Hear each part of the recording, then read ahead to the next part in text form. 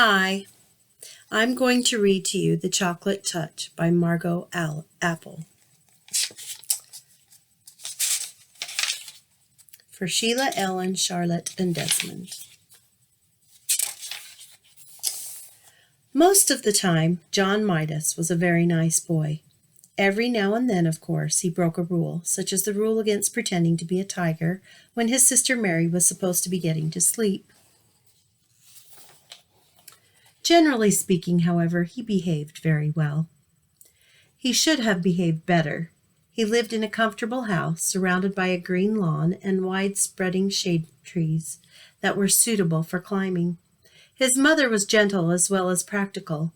His father, when he didn't have to hurry to town, spent hours telling John interesting things about baseball, beetles, birds' nests, boats, brigands, and butterflies. John went to school and liked it. His teacher, Miss Plimsoll, was fairly easy to get along with, as long as he did careful work. He had received a new shiny golden trumpet and music lessons as a going-to-school present. Mrs. Quaver, the music teacher, had soon agreed to let him play small parts, a few notes at a time, with the school orchestra. This is John with his family.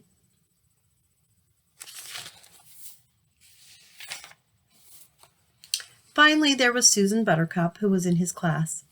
Susan had soft yellow curls, round pink cheeks, blue eyes, and one of the best collections of marbles in the neighborhood. John should have been completely well-behaved, but he wasn't. He had one bad fault. He was a pig about candy. Boiled candy, cotton candy, licorice all sorts, old-fashioned toffee, candied orange and lemon slices, Cracker Jack, jelly beans, fudge, blackcurrant lozenges for ticklish throats, nougat, marrons glacés, acid drops, peppermint sticks, lollipops, marshmallows, and above all, chocolate. He devoured them all. While other boys and girls spent their money on model airplanes, magazines, skipping rope, and pet lizards, John studied the candy counters. All his money went on candy, and all his candy went to himself. He never shared it. John Midas was candy mad. At lunch one Saturday, Mrs. Midas noticed a couple of little red spots on the end of John's nose. "Look," she said to Mr. Midas, "John has spots." Mr. Midas leaned forward to look at them. He gravely shook his head and clicked his tongue. John tried to look too, but it is very difficult to see the end of your own nose without a mirror, unless you happen to be an elephant with a long nose that you can bend double. When John tried to look at the end of his nose, first with one eye and then with the other, and then with both together, all that he could see was a pink blur. Besides, trying to look at something so close made his eyes ache. "I can't see any spots, Mother," John said. "Well, I can," Mr. Midas said. "Just because you don't see a thing doesn't always mean it isn't there. Try feeling the end of your nose with your finger." John rubbed his finger over the tip of his nose. It felt a bit rough. "It may be measles," Mrs. Midas said anxiously. She placed her hand on John's forehead to feel whether he was warmer than usual. "But I don't think he has a temperature," she decided. "I suspect John had been eating too much candy again." Mr. Midas said, "Have you been eating candy this morning, John?" "Some," John admitted. "What?" Mr. Midas asked. "Well," John replied, "well, I had a few cream delights. Susan gave them to me." "Anything else?" Mr. Midas asked. "A little toffee crunch," John said. "And what else?" Mr. Midas asked, beginning to look cross. John's ears grew red. He knew he wasn't supposed to eat candy before meals. "Oh, hardly anything else," he said. "John," Mr. Midas said, and his son recognized the tone. It meant that John had to tell everything. It turned out that John had been around to see most of his friends and had managed to get candy from nearly all of them. The list he recited was a long one. No wonder you have spots, Mr. Midas commented at last. I think we'd better take John to see Dr. Cranium, he said to Mrs. Midas. Dr. Cranium was a tall, thin man with a bald head and a gray mustache. He looked through his glasses at John and said, He eats a lot of candy, Mr. Midas said. He hasn't been eating his meals properly, Mrs. Midas said. That's just what I thought, Dr. Cranium said. I can tell by looking at him that he eats much too much candy. The doctor shone a little electric light into John's right ear. Then he showed it into John's left ear. Then he showed it in John's nose. He told John to open wide and say, ah. Then he showed the light into John's mouth. Much too much candy. Gracious me. He seems to be full of candy. He told John to sit down and relax. Then he picked up a small rubber-headed hammer and gave John a light tap on the right knee, just below the joint. John's foot gave a weak kick. John giggled. It's nothing to laugh about, Mr. Midas said. No, John, the doctor reproved him. A healthy little boy who didn't eat too much candy would kick harder than that. I'm sorry, John said politely, but I can kick harder if you want me to. He gave a sudden high kick which knocked the hammer out of Dr. Cranium's hand. It landed on its rubber head and bounded across the room. John, exclaimed Mrs. Midas. I'm so sorry, Dr. Cranium. John, tell the doctor you're sorry for kicking his hammer. I'm sorry I kicked your hammer, John said. I would recommend less candy, Dr. Cranium told Mr. and Mrs. Midas. An upset stomach can lead to all sorts of complications. On the way home, Mrs. Midas tried to explain to John what she thought the doctor meant by complications. You see, she said, if you put too much of one kind of food in your stomach and not enough of other kinds, it is bad for your whole body because different parts of your body need different kinds of food. Do you understand?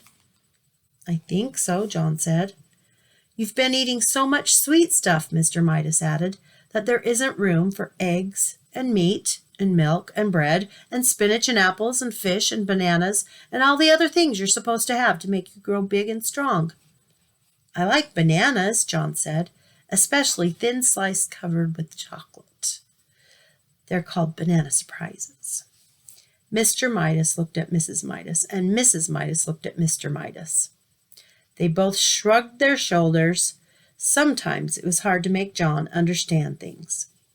At home, while Mrs. Midas was busy in the kitchen, Mr. Midas continued to reason with John. You mean you'd rather eat candy than anything else, and chocolate rather than any other kind of candy? Mr. Midas asked. Yes, John assured him. Oh, yes. Don't you think there's such a thing as enough? Mr. Midas persisted. Don't you think that things are best in their places? I mean, don't you think there's a time for spaghetti and a time for roast beef and even a time for pickled herring and garlic toast, as well as a time for chocolate? Or would you rather have chocolate all the time? Chocolate all the time, John replied emphatically. Chocolate's best, that's all. Other things are just food, but chocolate!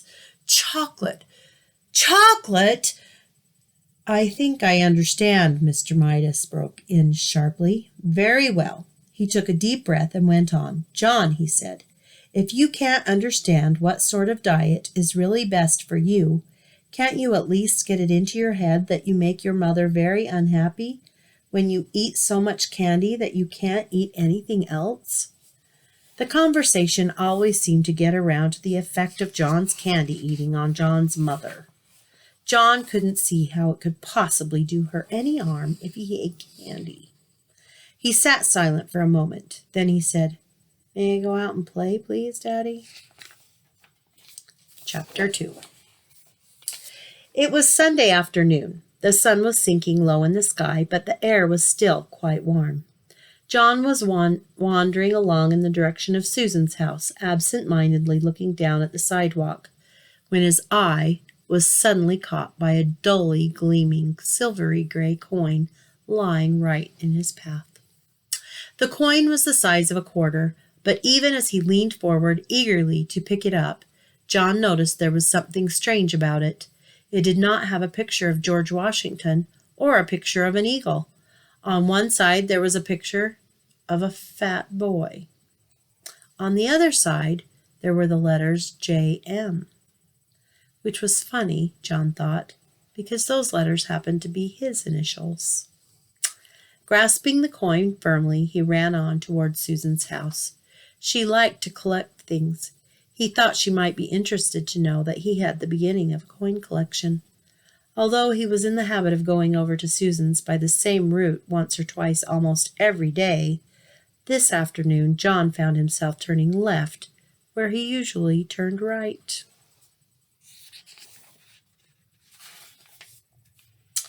I always go the same way, he thought. This time, for a change, I'm going a new way. He didn't stop to consider that you cannot go east by going west unless you go all the way around the world. Only 2 blocks along the unfamiliar street, John came to a small corner store. It was a neat red brick building with 2 big show windows. They were full of all sorts of candy. Susan was immediately, absolutely forgotten. John pressed his nose against one of the windows. He was imagining the taste of the chocolate-covered almonds and chocolate fudge on the other side of the glass when he noticed a man in a white apron standing behind the counter and beckoning to him. John was surprised. He hadn't expected the store to be open on Sunday. This is him looking in the show window. "Don't just stand there in the doorway, John," the man called heartily. "Come on in and get some fresh, sweet, creamy chocolate. There's a special sale today." How did the man know his name? John wondered. He couldn't remember ever having seen the store before. The storekeeper saw John hesitate. "The chocolate I use in my kitchen comes direct from the heart of Africa," he said. "I use none but the finest ingredients, and my recipes? Well, I bet you've never had chocolate like mine before. Come on in."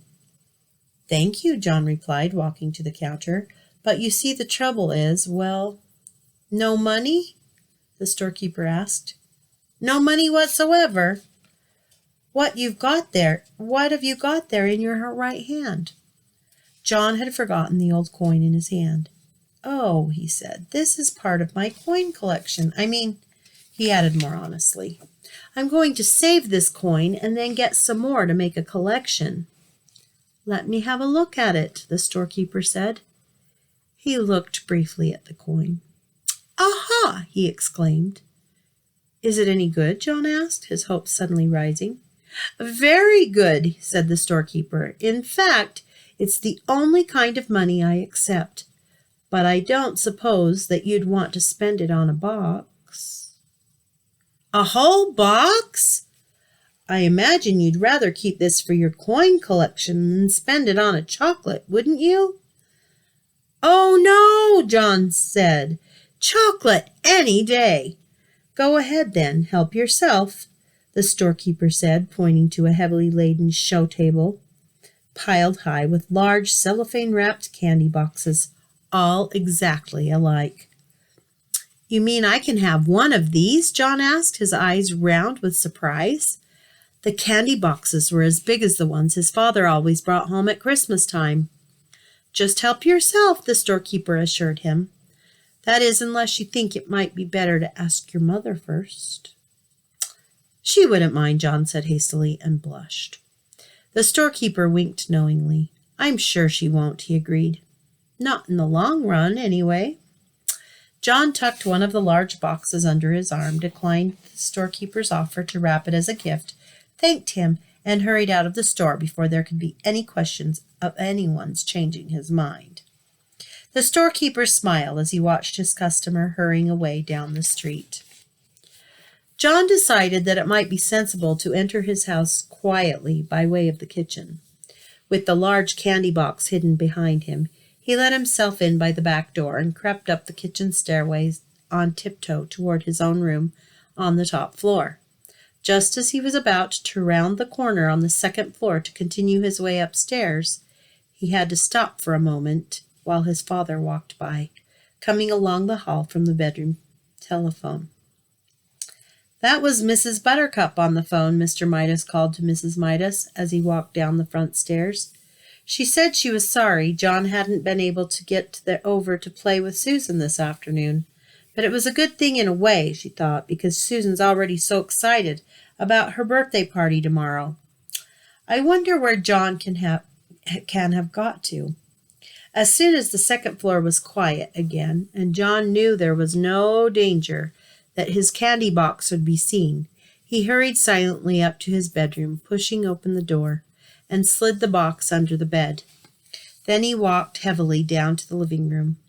"Well, there you are," said Mr. Midas. "We couldn't imagine where you had been. What have you been doing?" "Oh, just sort of playing around," John said. John usually took a long time to put his things away and undress and bathe and get ready for bed, for he thought sleeping was a waste of time. But this evening he started yawning long before his usual bedtime. "Ho-hum, sleepy," John announced. "All right," said Mrs. Midas. "You'd better be getting to bed. Time for your tonic." John's tonic came in a bottle. It had been prescribed by Dr. Cranium. John had to drink a big spoonful every night to make up for all the vegetables and fruit that he left on his plate at lunch and dinner. The tonic tasted like soap, mud, glue, ink, and paint. It tasted horrible. Much to Mrs. Midas's surprise, John ran ahead of her to the dining room cupboard, where the tonic and the tonic spoon were kept. By the time she got there, he had already filled the spoon. Then, without any coaxing, he emptied it into his mouth. "Oh," John spluttered. "Oh, ugh!" "That's a very good boy," Mrs. Midas said. "Now why can't you be sensible and eat up your nice dinner that way? If you'd only stop eating so much candy, you'd be able to eat your meals properly, and you wouldn't need to take the tonic." Soon John was scrubbed and in his pajamas and in bed, ready to be tucked in for the night. Mrs. Midas sat on the bed and stroked his forehead for a moment. Then she leaned forward and kissed his cheek. John pretended that he was very sleepy. Shut his eyes and began breathing deeply. When Mrs. Midas rejoined Mr. Midas in the living room, she said, "I've never known John to be so good about going to bed before. He went to sleep in no time." A few seconds after the bedroom door had closed behind his mother, John leapt to the floor, got down on his hands and knees, and felt under the bed for the candy box. He soon had it on the pillow and set to work unfastening it. First he took off the thin outer sheet of cellophane. Then he lifted off the lid. Then he removed a sheet of cardboard. Then he pulled off a square of heavy tin foil. Then he took out a layer of shredded paper. As the wrappings piled up around him, John became rather anxious. At last he came to a small central ball of cotton batting, and there, right in the middle, was a little golden ball. He picked at the ball with his fingernail and peeled away the gold paper, revealing a tiny piece of plain chocolate. It was the only piece of chocolate in the whole box. Deeply disappointed, John nevertheless put it into his mouth. He had never tasted a chocolate quite like it. It was the most chocolatey chocolate he had ever encountered. Chapter 3. The birds were chirping in the tree outside John's window, and the sky beyond was deep blue. The bedroom door opened a few inches. "Hey, Sleepy," Mrs. Midas called. "Everyone else is up." John put on his bathrobe and slippers and ambled to the bathroom. His sister Mary was still brushing her teeth, and he had to wait until she finished. "Come on, Mary," he said a little crossly. "Don't take all morning." "Here you are," Mary said, handing him the toothpaste tube. While Mary soaped her face, John squeezed a little of the toothpaste onto his brush. The paste was pink. John made a face at his toothbrush. It didn't seem fair that he should have to brush his teeth with stuff that tasted just like his tonic. A stinky taste, he called it. John opened his mouth and pushed in the end of the toothbrush. As soon as it touched his front teeth, he noticed a delicious sweetness in his mouth, a taste of the best kind of chocolate. He pushed the brush to and fro, and the taste seemed to grow stronger. He removed the brush. The bristles were brown. "What kind of toothpaste is this?" John asked. Mary was drying her face. "The same kind," she answered. "It says on the tube." Blancodent, John read. It was the same kind they had always had. "Why is it chocolate-flavored this time?" he asked. "Boy, it's good." "Silly," Mary said. "Course it isn't chocolate." She hung up her towel and swished out of the bathroom. John squeezed some more toothpaste onto his brush and continued to brush his teeth. Chocolate again. It was marvelous. Rich, sweet, smooth chocolate. Chocolatey chocolate, like the single piece of chocolate from the box the night before. There seemed to be no further need for the toothbrush, so John rinsed it and hung it up. He squeezed out another bit of toothpaste onto a fingertip this time. He put his finger in his mouth and ate the toothpaste off. When he took his finger out again, it was stained chocolate brown. John wasted no more time. He put the end of the toothpaste tube into his mouth and emptied the paste onto his tongue. It squeezed out like thick, creamy chocolate. Mary looked into the bathroom. "Hey, what are you doing?" she demanded. "Yummy," was all John said. John and Mary were a little late getting to the dining room, and Mr. Midas was already on the way to his train when they sat down at the breakfast table. "John ate up all the toothpaste," Mary told their mother. That's him brushing his teeth.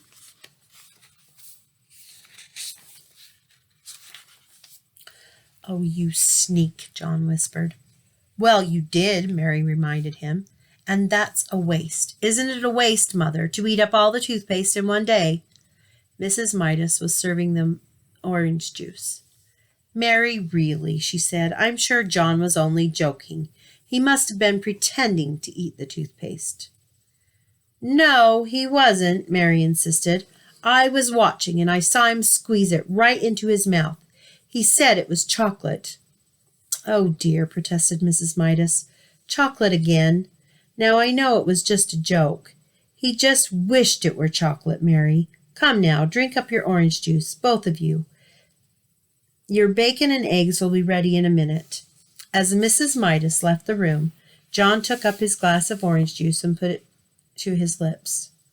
As soon as he tilted it and the liquid began to flow into his mouth, a happy look came into his eyes. "Boy, that's good," he said at last, lowering the empty glass. "Chocolate juice." Mary looked at John. Then she looked at her glass of orange juice. It was a bright orange color. She tasted it. It tasted like orange to her. "It is not chocolate juice," she said. "It's orange juice. Orange juice is good for you." "Yes, John," Mrs. Midas said, hearing the last few words as she carried in the trays of bacon and eggs. "You must drink your—" She caught sight of John's empty glass. "John," she said, "you good boy. That's the first time in ages you've finished your orange juice without having to be told to." "It tasted of chocolate," John explained. "All right," Mrs. Midas said, "very funny. But don't tease Mary too much. Remember, Mary's younger than you are." John silently picked up his fork and sliced the yolk of his fried egg. The yolk broke over the white, and he shivered as he watched it, as he always did. "I can't eat this," he told his mother. "Of course you can," Mrs. Midas said. "You drank your orange juice. Try to eat your bacon and egg." John scraped up a small piece of egg and put it into his mouth. It immediately became chocolate. Chocolate white and chocolate yolk. Both lovely, lovely chocolate. "Mmm," John mumbled, "chocolate egg." In almost no time he had finished every scrap of egg on his plate. Then he tried the bacon.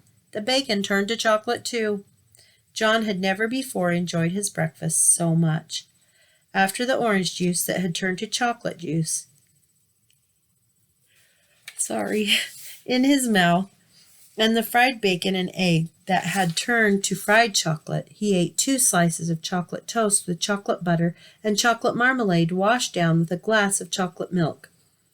"I'm very pleased with you this morning," Mrs. Midas said, as she helped John on with his coat. "If you promise to eat your lunch at school as well as you ate your breakfast, I'll give you a dime to buy chocolates with." "Oh, that's all right," John said. "I don't think I'll need it." Mrs. Midas looked puzzled as she waved goodbye.